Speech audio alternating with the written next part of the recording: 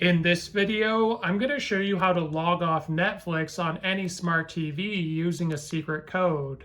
So head on over to this side menu here, and then we're going to go to the search option. Now we're going to be inputting our code on our remote, so just follow along.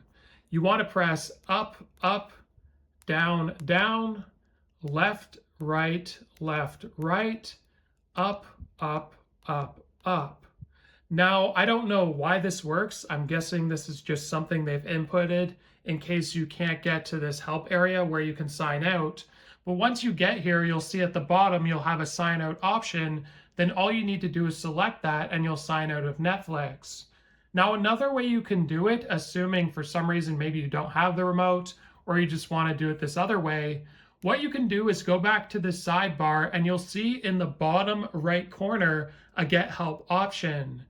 Now, on some other TVs, the Get Help option might be at the bottom here where notifications are, but all you need to do is scroll over to Get Help, press the select button, and it'll bring you to this same area here.